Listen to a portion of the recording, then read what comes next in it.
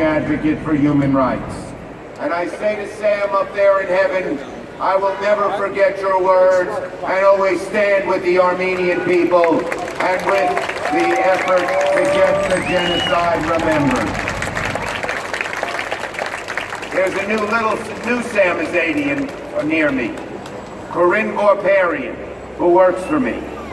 Corinne was an immigrant, a high school student in Armenia and being persecuted.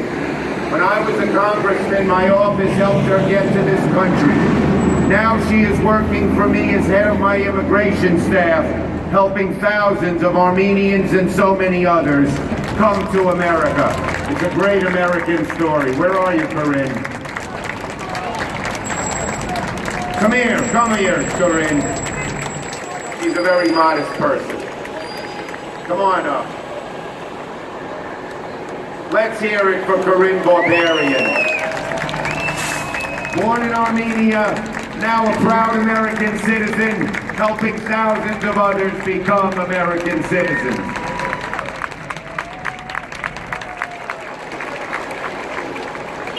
So, we must look into the heart of darkness.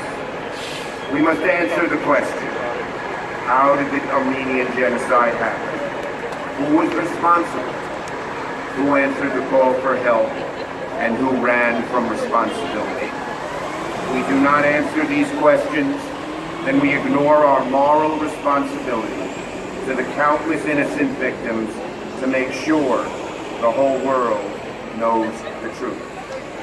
A century ago, the world lost 1.5 million Armenians during the genocide. The country was devastated by the cruelty of the Ottoman Empire. More than half the Armenian nation was eradicated. Village after village after village was wiped out. Many wondered if Armenia would ever be able to recover, or if genocide was the final chapter in the long and glorious history of a proud nation. One century later, we say to the Turks who tried to kill off the Armenians, there are 1.5 million proud Armenian Americans living in this country alone. And we say to them, the Armenian nation has not just endured but prevailed.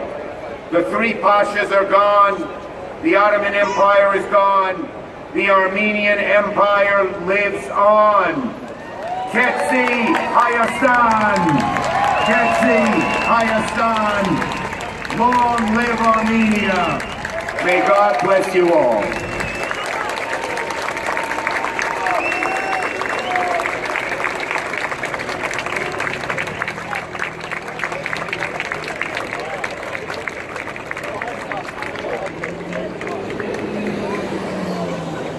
Thank you so much.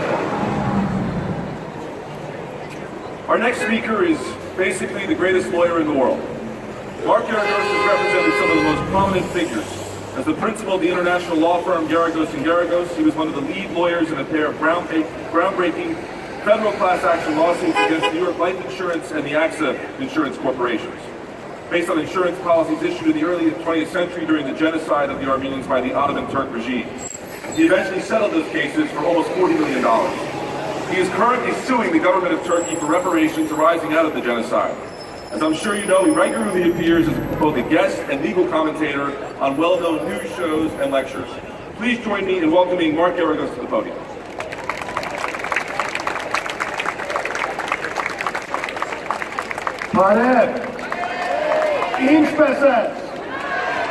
For all my Stancy friends, one says. I love coming here, if for no other reason, every year than you get to see us protesting out here, exercising our First Amendment rights. This year has a particular resonance because while we're here, there are our brethren in Yerevan doing the very same thing. They're out, they're in front of the Marriott, they're in front of the hotel. Let's give them a round of applause. And you know, I know there's a lot of people who say we shouldn't do it. It gives the Turks something to say. I say shame on you if you say that. It's part of what makes Armenia and Armenians great. The fact that we can have our own internecine battles, but at the same time, when it comes down to it, we stick together. That's what being Armenian is all about. And as Senator Schumer just told you, one of the interesting things is that we're all here for recognition. Let me tell you something. For those of you who are not old enough to remember, President Reagan recognized the Armenian genocide. Here, here. For those of you who are not old enough Here, to here. remember, Congress twice recognized the Armenian genocide.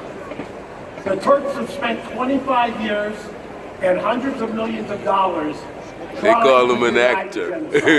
He didn't act when he took care of state Our business. mission going forward is restitution, not recognition. Our mission is the new R word, which is restitution. Last foreign policy I'm not president for a we've long had. time, but I'm going to quote an updated version of William Saroyan, who said many years ago, when he was discussing the Armenian condition, Saroyan was the one who said, "I should like to see any power of the world destroy this race, this small tribe of unimportant people, whose wars have all been fought and lost." By the way, And it's a shame, you know, I hate to keep reflecting on the rally that was kept here in Times Square on Martin Luther King Day, and only Haiti attended. At least, maybe there were others, but I didn't see no flag. And whose music is unheard. Tell that to Serge. What does it have to do with this, right? Well, there's a type of genocide. Genocide come in many faces, many speed. Every single day. Yeah, look around you. As he said, see if you can do it. Send them into the desert without bread or water. Burn their homes and churches. But see if they do not laugh, sing, and pray again. For whenever two of them, Hopefully they will. 20,000 of them, they get together, they will create a new Armenia. Shador Agala. Phew.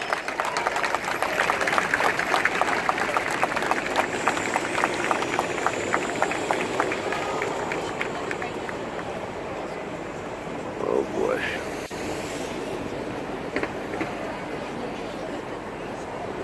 Ladies and gentlemen, our next singer, if you have not heard of him before, many of you have, you certainly will remember him now today. Singer Eli Beyberia, one of the freshest voices of a new generation, is a classically trained